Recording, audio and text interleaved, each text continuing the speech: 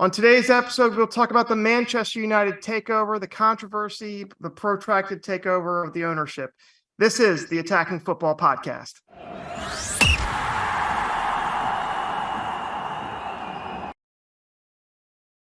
Hello and welcome to the podcast, guys. I am Tom Miller, here with noted author L.A. Matthews, noted Twitter troll Odds on FPL Paddy, and Irish Kingpin Daniel Whooley. How are we doing today, guys? Doing great. Hey, buddy. We have a fantastic podcast today, guys. The thing that everybody's talking about, it's a buzz on Twitter.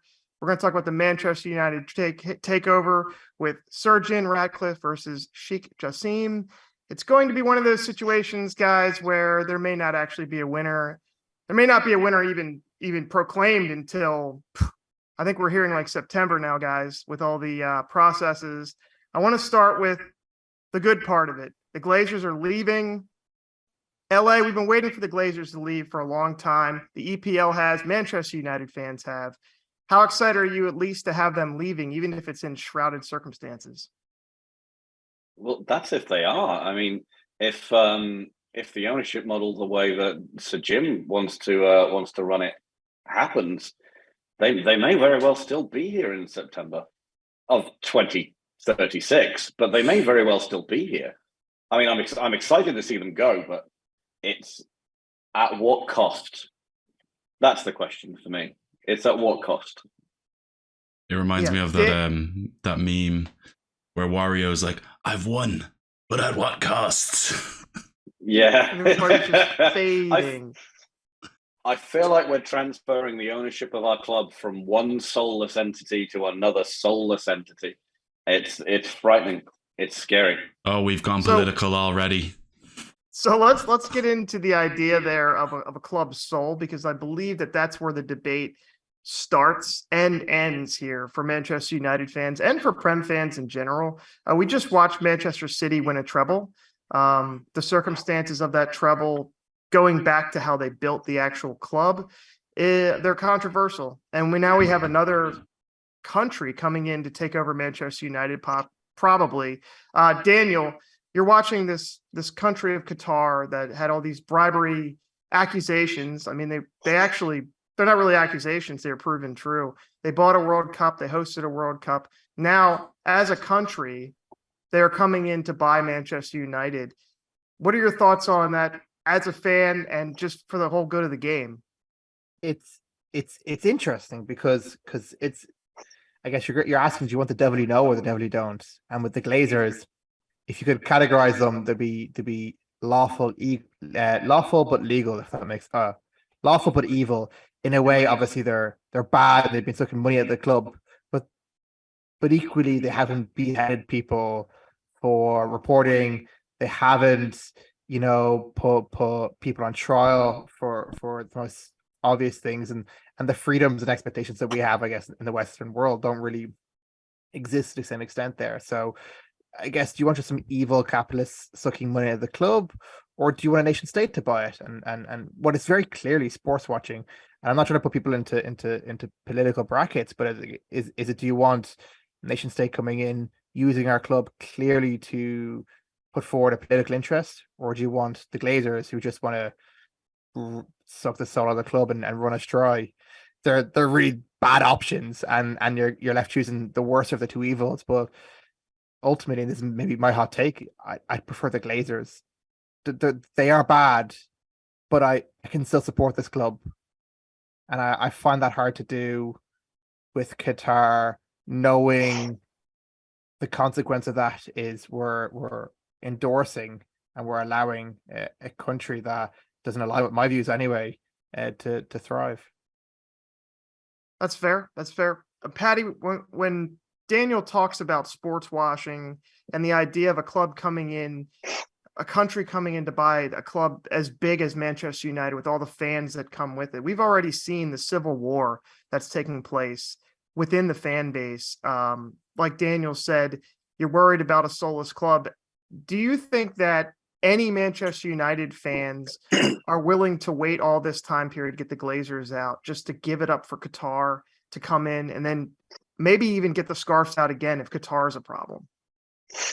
I think the issue with that is a lot of people see your football club as an extension of you, and your owners, if they're bad or if they're good, you sort of have to back them in a certain way. But if we've looked at the Glazers, I don't really think people have backed them at all, which is a sort of way that you could imagine that they do come out and sort of drives and say, oh yeah, there could be like scarves, green and gold till the club is sold.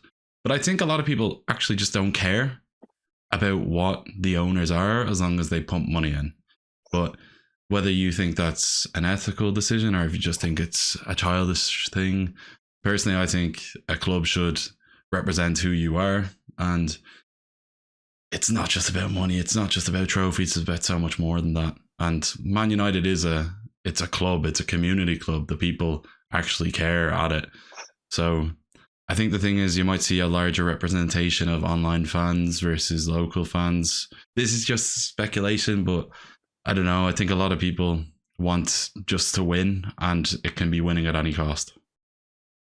Yeah, I think that's a great point that you're making about the soul of the football club and the cost of building a football club. Because even though Manchester City has spent a ton of money, put a ton of oil money to put together this treble winning club, you don't really see anyone celebrating it beyond Manchester City fans, either new or old fans. I think that's one of the things, the risk you run. Manchester United has a legacy built in the Premier League on winning. And you guys know this, that even before the big money that came in from the TV deals in the early 2000s, Manchester United was, we'll say, accused of buying success, right? They were accused of buying success here and there, buying big players, which they did buy big players, but did they buy an entire squad over the span of 4 windows? Because they had that much money. The truth is they never had as much money as Manchester City does, or one of these oil tycoons has. It's a completely different thing. So the soul of Manchester United is still intact. And now you're just staring down the barrel of, Qatari ownership, which will possibly suck that soul out, as Daniel said. Guys, let's move over to the Sir Jim side of things. LA, so Sir Jim comes in. There's a lot of talk about how his deal is structured.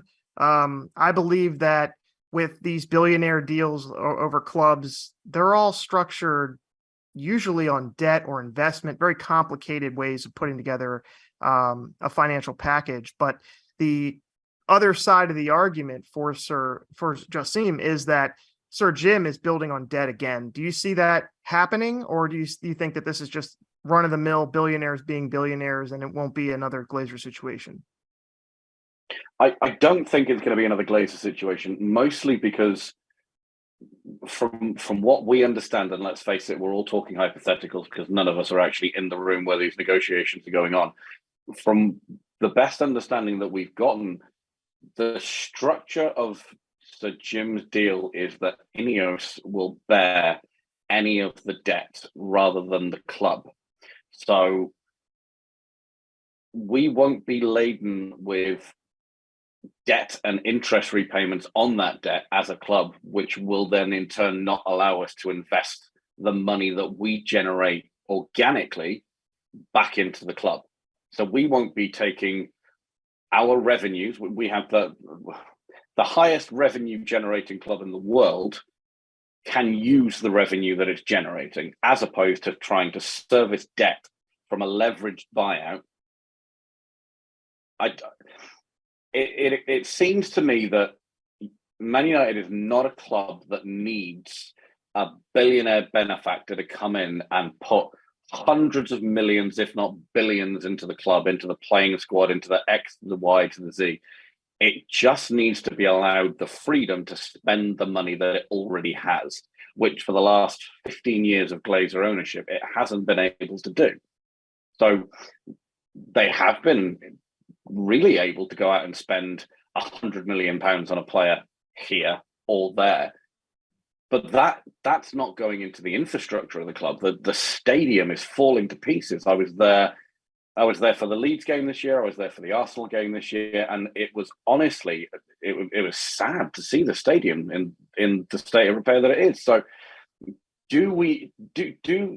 does the club need a sheikh to come in and invest $1 billion, $2 billion, pounds, rupees, whatever it is. No, it just needs to be allowed the freedom to be able to spend the money that it has. And I think in terms of the gym, moving the debt from the club to the parent company will allow the club to be able to spend that money, is my opinion.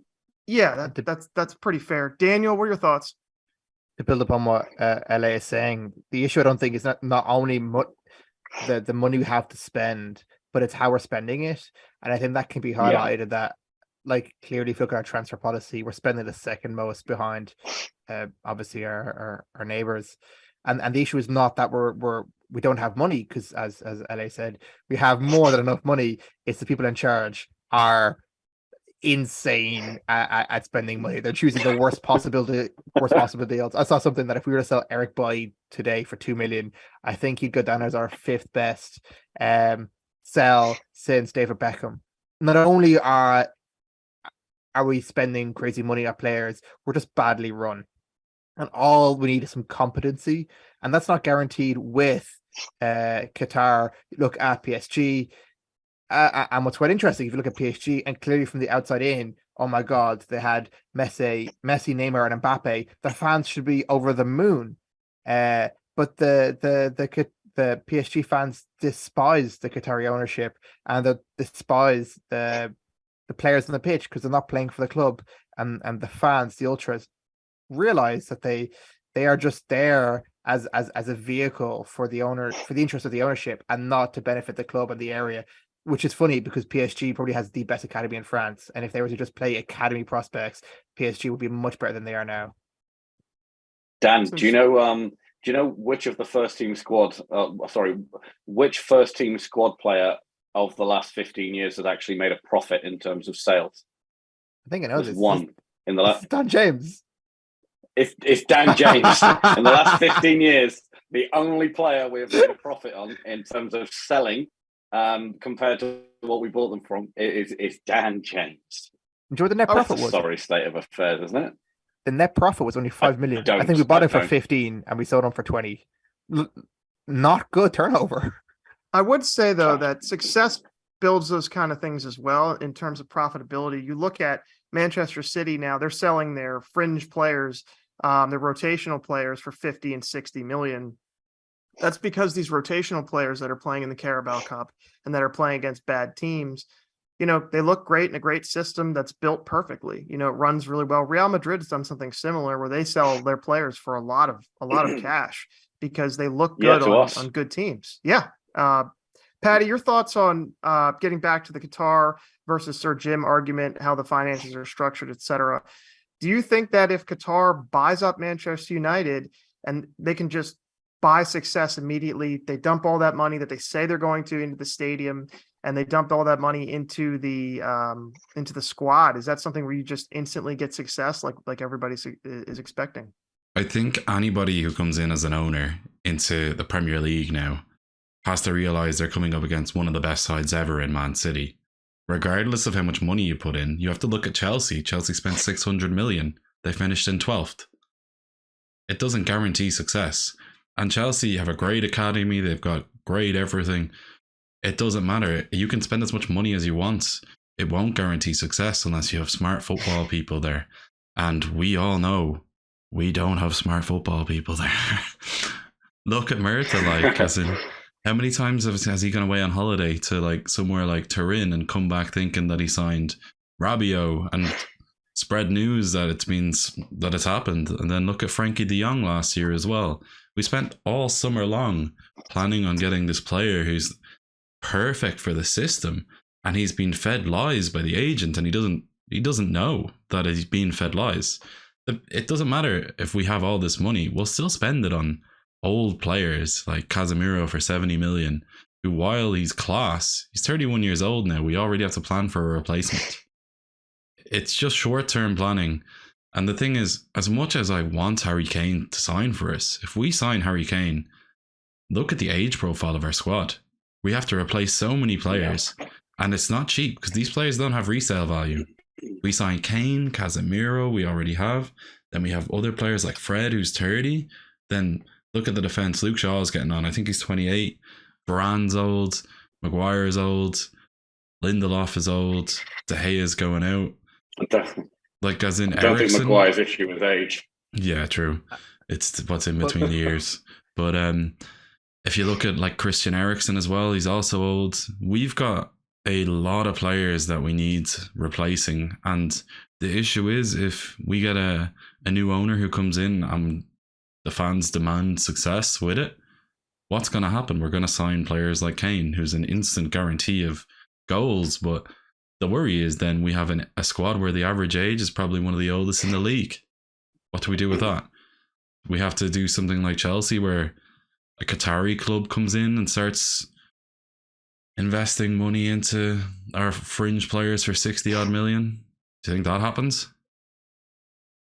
Yeah, maybe in a dream world for Manchester United fans. I agree with the points you guys are making especially about building a club structure, having the right people in place that know football. And that's a big thing that the Manchester City project has been. Basically, Pep Guardiola and who was the front office man they got from Barcelona before? Aaron Serrano, or is it Tixty Burgess? It's that, yeah. It's Texie. Don't know how to say his name. I don't either. That's why I didn't try. I was hoping one of you guys would do it. But there was an attempt. He and Pep, they know the exact profile of the players that they want. And if you guys remember, they made mistakes in the beginning. They broke transfer records for defenders 4, 5, 6 times in the very beginning, especially center backs, before they found pairings that they liked. They got a goalie, was Bravo came in. He wasn't the right answer, so they went and broke the mold for Ederson, who was the highest transfer fee at the time before Alisson's and Kepa's. So the big thing you guys were talking about was structure. That's more important than where the funding is. And like LA said, Manchester United independently have their own funding. They could put together a team, but really, if you can get your manager on the same page as your director of football and your football people with your transfers, it goes a lot farther than any of the than the miracle pill of having Qatar coming in. I think we'd all agree on that. Tom, do you believe in the director of football structure? Do I believe in the director of football? Yeah, but let's go back to the days of Sir Alex Ferguson, who was the manager, the director of football, the head of the academy. Do you believe the director of football is the right way to go?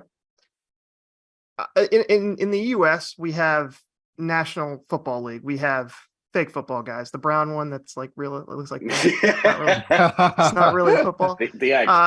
The main way that the teams are run here is with the general manager, which is the same kind of thing as the director of football. The general manager gets the players, signs the players, and the head coach may or may not have any input on the structure of the team. Now, I think that teams that are a lot better in European football, the football we're talking about, when the manager is at the forefront rather than a GM or a director of football. I think when the manager, like Pep Guardiola, is the one making decisions on the players that come in, it's much better because football requires a lot of cohesion, and the managers are looking at that. Whereas, as we've seen with Manchester United in the past, the director of football might just be looking at a name on a list and may not consider their personality or how they actually fit in the team. I think that's a fair way to put it. Wouldn't you guys say? Oh, 100%. I agree with you entirely. And to go one further, I think Sir Alex was unicorn in a way, because I don't think he ever coached. That's the reason why it's so many assistant managers. He kind of was a de facto director of football and just sat on the bench every Saturday and screamed. That's a very good point. I do think there's a lot of value to be had in a head coach that handles the administrative roles, but not the buying and selling part of it. I think David Gill did that for Manchester United for a long time, very effectively, but hand in hand completely with what the head coach wanted for his team, what the manager wanted for his team. Sir Alex Ferguson really picking the players, and David Gill saying, okay, I'll go take care of that. I will go and try to make that happen for you. I'll go get Wesley Sneijder from Inter. You guys remember that huge transfer that happened? I'm going back to some old stuff for you guys. I think the structure there, Tom, was David Gill would talk to the club and Sir Alex would talk to the player. Mm-hmm. Every story you hear from somebody saying, when I signed for United, it was always Sir Alex called me. I was on the phone with Sir Alex for X amount of hours, and he talked to my mum, and he wanted to bring my brother with. So all of this stuff. He did the player management aspect of things, and David Gill just signed the check. He did the negotiation stuff. And I think where we fell down in the last 5-10 years is, what's his name? The guy who had all of us protesting outside of his house. I forget his name. Ed Woodward. He wanted to do everything, and he was no good at any of it. You know, he was good at one thing, and that was the commercial side. He was good at actually building the Manchester United brand. I hate to speak well of Ed Woodward, but that was the only thing. He built the brand, and now the brand is worth apparently 6 billion euros. So I guess he did one thing well, if nothing else happened. Well, speaking of brands and sales, guys, there's been some weird stuff happening in the transfer market, particularly with Chelsea. Paddy, you were right on top of this. You were on top of this from the get-go. I don't know if your first tweets were a joke or not, but basically what you were saying was you had already seen the connection between Todd Boehly and the Chelsea ownership group and Saudi Arabia. And I remember reading that tweet and thinking to myself, like, well, there's a lot of different investors that go into to the conglomerate that would buy a football team. So it could just be a couple listed players. And then seeing the action in the last 10 days or so, where Chelsea's deadwood that they really need to sell basically for anything. They have 30 squad players right now. They have too much room. You know, they have too many players on their roster. They had to expand their locker room. Like, this is one of those things, Paddy, where Saudi Arabia is coming in and bailing them out. And we're starting to see maybe a nefarious connection between Chelsea and Saudi Arabia as well. I mean, I think the thing is with me on Twitter is I chat so much that sometimes people don't really believe when I say something that has a connection that might actually be true. The whole thing with Saudi Arabia and Chelsea has been known since the start. If you look at who was previously trying to buy them, it was the Saudi Media Group, which was a completely independent company, which was state independent, all that sort of stuff.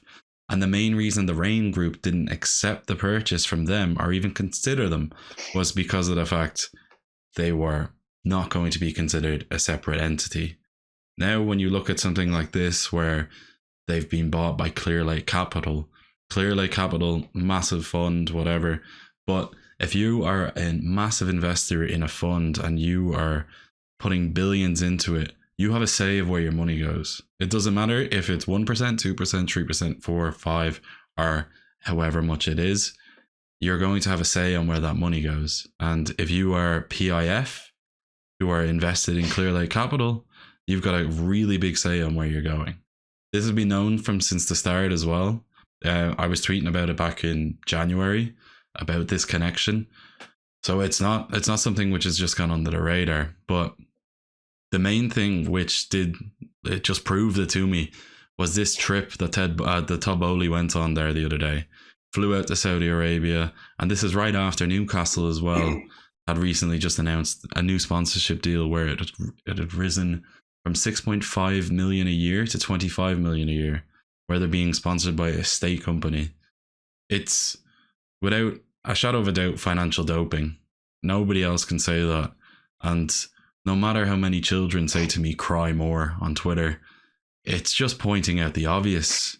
It's financial doping, it's cheating, and whatever you say about like fair transfers, there's nobody in the right mind who's going to spend 25 million a year on Kalidou Koulibaly when he looks like he can't walk in a straight line, let alone play for you. And plus his wages. 375k he's at Chelsea. There's no way that anybody in their right mind would take him on. And at those wages, apart from somebody in Saudi Arabia who has completely no connection with Chelsea. The whole thing is just, as you said, nefarious. There's issues there that are greater than football. And Saudi Arabia, their tentacles are going all around sports now. It's not only in football. You have to look at golf. You look at wrestling. You look at boxing. It's going everywhere. And the whole point of this project is it's because of the fact Saudi have to move away from the idea that they are just a country which is known for acts like, well, the 81 people. Yeah, you see, the idea that you're pushing forward is the same as with Qatar. It's already been done with Saudi Arabia. I would just say that with Manchester City, we have the financial doping that you're talking about. They've already been investigated 3 times. They've been, I believe, punished the first time they were punished, and now obviously they have all these charges waiting for them.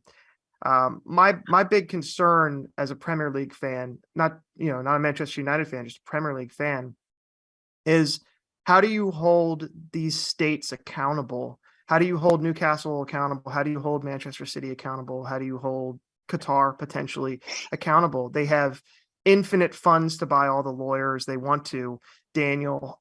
We saw that happen with the last Manchester City case, where basically their ownership group said, we will object and run everything through the courts, and the Premier League may not have the money to go up against them. And it seems like these city states, they don't have any kind of regard for a rule structure, and it makes it almost impossible to keep accountable. It's fascinating because it's one of those things where it's very clear and obvious. Like, you don't need a court case to look at this and decipher what's actually going on. We do, and it's one of those cases where layers of bureaucracy is kind of getting in the way of the obvious. And you said, if the Premier League itself, the league that is running this, is struggling to run the process to punish those, clearly the rules are not working. And it's fascinating because this benefits nobody. And you just got to look at the likes of Scotland or even Germany to see what a league where you have clearer one winner or 2 winners, and that massive gap between the haves and the have-nots has on competition and engagement. While clearly the Premier League is the Super League in reality, just look at Bournemouth and Gary O'Neill and how he was sacked off, and they got in the manager for Rayo Vallecano, who is again one of the top 5 managers in La Liga, and Bournemouth are relegation fodder. No offense to Bournemouth. But bit offensive.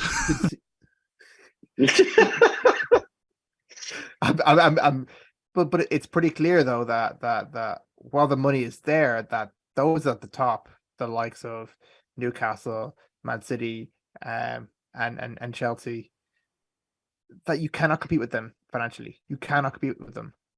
There will never be a Leicester City again. Never. And you just gotta look at, I think it was Soccernomics who generally said there is a correlation between wage, not transfer costs, but wage costs and league position. And there's no way that teams who are genuinely competitive, who like Luton Town, like Bournemouth, like Burnley, well, I think Burnley got bought over, but who could ever compete for the Premier League again. And we as fans lose out on that because, like, we know what we're watching. We're watching nation states throw money at a game which was supposedly created for the working class as the way to as you said, like, kind of wipe away some of the atrocities that has happened. And I know we talk about sports washing from a Middle East perspective, but you just look at what Gazprom was doing with the Champions League, that was their version of sports washing, and using the Champions League to sports wash the use of Russian oil. It's been around for years, and I think the moment that we let in, oh my God, who was the Chelsea owner? Abramovich. We opened Pandora's box, and we're seeing what happens when we can't close it now. I think the thing is as well, a lot of people don't realize sports washing is not a new concept. It's been here for years. It happened in Argentina back in the day when they had a dictator. It happened in Spain when they were ruled by Franco.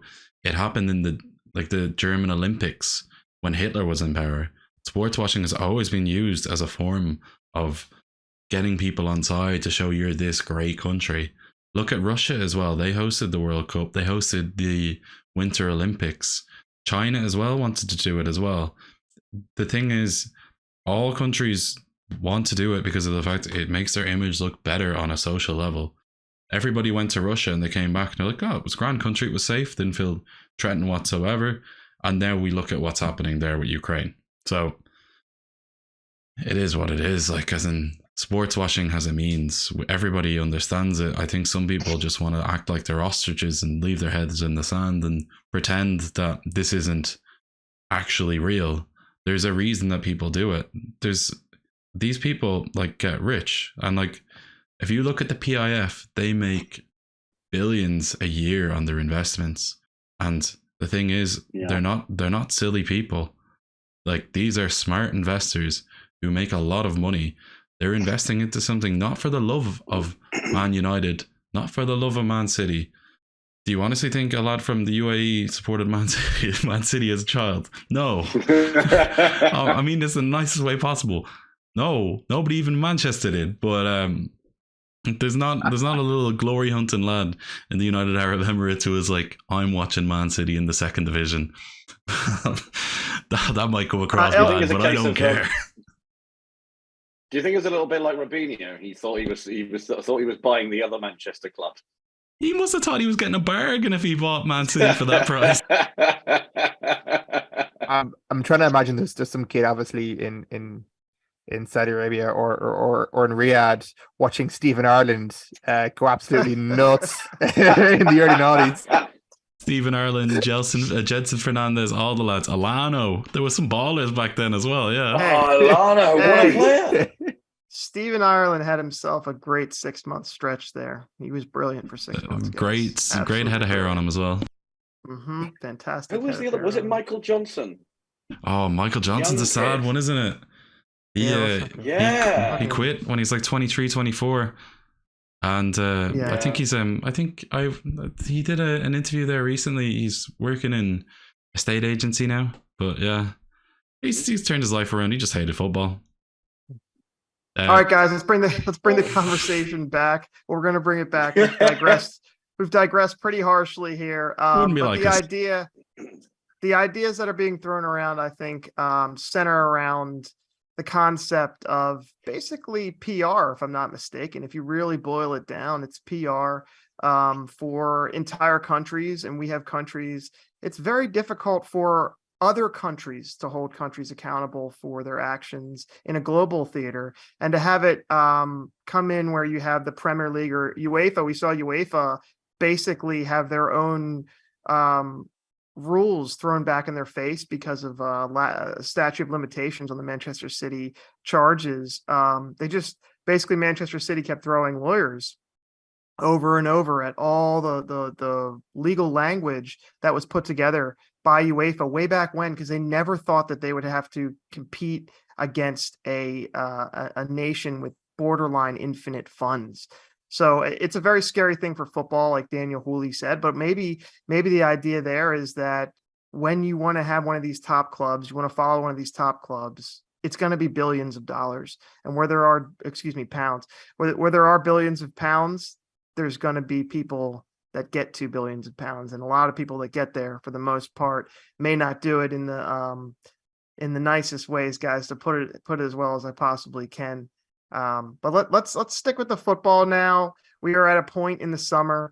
Manchester United is not sold yet, and for some reason there's internationals going on, Paddy. I can't figure out why, but there are internationals going on, the Nations League. I know Ireland's playing now. Are they just finished? Just finished 3-0. Yeah, we beat Gibraltar 3-0. We won a football match. Yeah. Hey, the French only beat them 1-0. Okay, that's what I see us. Where were you when Ireland beat Gibraltar? We weren't even watching it, so that's fair. Yeah. England looking good. The Harry Kane score in the 7-0 win, is he had in the stats? Is that what's going on? Yeah.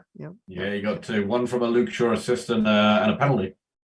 That Luke Shaw to Harry Kane assist, is that something that we're going to be looking forward to in September? No. He was hoping, to be honest. Yeah, it seems pretty unlikely right now. But speaking of the Nations League, I know you guys probably didn't tune in for the United States versus Canada CONCACAF Nations League. They got a trophy.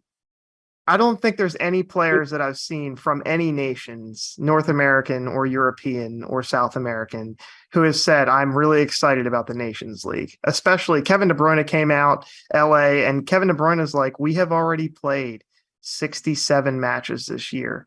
Rodri has played 66 matches for Manchester City. Bruno has played 66 matches. He's like, we do not need these matches and we do not want them. What are your thoughts on the Nations League and just international friendlies getting thrown about in general? I think there are too many by a long way. I don't think the audience demand is there necessarily, and I also think it does take away some of the sparkle of something like the World Cup, something like the Euros, or something like the South American Copa America. It does take something away from that for me. It doesn't have. I'm not getting up at 4 o'clock in the morning to go and watch the Nations League. I couldn't care less. It's a bit. It's Europa Conference League for me. It just. Yeah, it's all right. If there's nothing else on, I'll watch it. But Europa Conference League means a lot. Me and Dan have had some West good Ham, times. sure. No, me and Dan have had some good times at games like that as well. I was just going to say two things. This sounds like the man who is clearly from a nation with good players. As an Ireland fan, and we got to have hope in our national team. I don't think you realize we are not good. Most of our players are middle of the championship. So anything that makes it slightly easier to get to the Euros, I'm all for, because we are not getting through in the old-fashioned way. Do you get a qualifying spot for the Euros from the Nations League? We get a playoff spot if we come second, which probably won't happen because we lost to Greece. There was a chance. So maybe I don't understand it then. What's the qualification process in terms of getting into the Euros from the Nations League? Because as far as I understand it, the Nations League, you can be relegated, right? You can be relegated from the pot that you're in. I'm going to be honest, I have no idea how it's run, but there was a stage where, and Paddy, you can back me up, I think we played Denmark like 3 times in a year, and each time we got absolutely rinsed. I remember working for, and this is not a pun, for a betting company which is similar to your name, as in one of the shops there, watching us get hammered 5-0, and it was my job to watch that. That was pain. That was a struggle. So now at least if we're losing 2-1 to Greece, I'd prefer that any day of the week. It's better than 5-0. It's a tough road. Look, if we win it, then football's coming home, and I will scream it from the rooftops. However, we haven't. We're not going to, so I don't really care. It's too much football. It's too much. None of you, not one of you, has congratulated me on the United States winning the CONCACAF Nations League. So I won't be congratulating any of you if you win. Just so you know, until you guys can talk about Canada versus the US. Did I play? No, I did not play. I say the celebrations look mad. Also, it was Pulisic as like a human. What was he playing? Like human bowling? Was it? Yeah. I didn't see this. We take the nations. We take any trophies very seriously here. I actually equate the U.S. team. Hope this isn't insulting. A little bit on the level of Ireland when we enter major tournaments. You're better.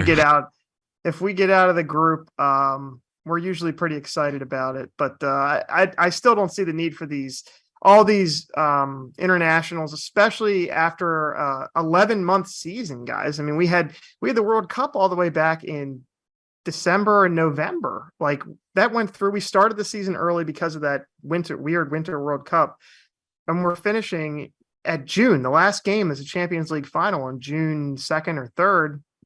They immediately, all those players, Jack Grealish, they didn't sober him up, but they tossed him in the back of a car, and they took him to the England camp immediately after that. Those guys haven't had a break yet, and I believe preseason starts on July 3 weeks. 3rd. Burnley Is are it already 10th? back. I did Like, see Burnley's back. That's Burnley weird. are already back at preseason. That's nuts, man. Well, the I championship season finished a while ago, right, Daniel? I think it did, but I think my argument is not that there's not enough international game, or that there's too much international games. I think there's too much club games, and maybe it's because, and I'm not sure if Paddy is also a fan of the rugby, but there's a great atmosphere around Irish national rugby teams, and maybe because it's played in like the Six Nations, it's played over a 6 week period on an annual basis. So essentially, you're condensing the entire like national team games into a smaller period. But I do enjoy watching the Irish team play, and I think the issue is that there's a lot of club football, which means when it goes to national friendlies in particular, or I guess Nation League games, which doesn't really make any sense, and even I'm admitting that it does ruin the fun. But I think, for example, if you look in Germany, how there's only 18 teams in the league, and I think was it France? There's another league that's also reducing the size of its of the amount of teams in there from 20 to 18. That it means that there is 4 games less, I think, for each team, which gives them both the breathing room. And I think but that doesn't really help now because the Champions League layout means there's going to be playoff games. The new Yeah. Champions League layout is new so Champions bizarre. League. You guys, if we go Oh down my that rabbit God. hole, you're going to add an hour to this podcast. No, we can use that for next week. Yes. Yeah. The new Champions League format is wild, and will be a lot of fun. And we'll add at least a bare minimum of 2 matches to the group stages, which is pretty wild considering that we're already playing for some of these teams 65, 70 plus club matches. And then if you add the friendlies, the international friendlies / competitions, I mean, are these guys just going to play 90 matches? It's impossible. It just seems like it's an untenable way of doing things. I think that's the way we'd all agree on. I think there was a point from when football resumed after the World Cup to the week before the FA Cup final when Man United played 3 games in 7 days every week from December until the middle of May. Yes, that's correct. Yep. Unreal amounts of football, and it's going to cause injuries, and it's going to shorten the careers of players. If you look at it from a player welfare standpoint alone, it's just not a good look for a sport that's trying to clean up its act in terms of the way that it looks after players. Yes, and conversely, it could be said that you just need more money to buy more players so that you can add more to your roster. And if you need more money, guess who you need, Daniel? Yeah, those nation states. It's funny because I remember when Wayne Rooney played nearly every game possible from 16 till his mid-20s, that everyone sort of said this didn't work, and it's the reason for his decline, and we should look at balancing the amount of games players play. And now I think Gavi has played the same sort of game for Barcelona, and it just shows that, like, clearly 10 years ago we were thinking there's a lot of games on players, and somehow we're adding more and more and more. I don't know what happens next, but it's wild. Look at the expense you're adding to supporters. I think the expenses are going to stay for as long as there are billion-pound clubs. There's going to be a raise. You guys were just delayed on all these price hikes. The American sports we've been drinking $16 beers for 20 years. So I don't know what you guys are doing over there. You've just been lucky. The tickets here are, $100 for the top deck. I think you guys are just behind, and I don't want to hear any more about how expensive it is to go to a match when it costs us like $500 to take my kids to see the worst teams in the league compete. And you've got 80 games a season. Yes. I want to plug local teams, and it's something maybe it's actually one of the first things that me and Paddy, I think, talked about. One of our local teams, Bose, I think membership cost me €200 this year, and we have a lot of games to play. I think the average ticket costs 10 or 15 quid. Yeah, it's and 15, literally yeah. the League of Ireland is expanding to an extent that Boas sells out tickets 2 weeks before a game's filled. I have to be Now, asking literally half our Dan for stadium is a tickets. construction site. Yeah. I have to be asking Dan for tickets if he's got any spares because it's so difficult. I got a ticket for the Shamrock Rovers game in the Jody as well. So yeah, can't wait for that. That'll be good. All right, guys, save me a ticket. Save for me those a who don't ticket for know, that one. I'll be heading over. We're building a train apparently across the Atlantic Ocean, so I'll probably be there pretty soon. What's maybe to add a bit of context, our local team is playing Shamrock Rovers, who is the best team in Ireland, and every time we hype it up, and every time we lose, but every time the hype is more fun. It's the tears after for me. Well, hey, the barmaid's got to make money too, guys. Let's not tell our missus about that though. Yeah. All right, that's all the time we have for today. Thank you for joining us on the Attacking Football Podcast. Please like and subscribe. We will be here next week, and we'll probably be in better form, probably, guys, or the same. You probably expect about the same. See. Yeah, we'll see. We're all Thanks. moody. Yeah. Thanks, everyone, for Depends listening. what Paddy has to say on Twitter. Cheers.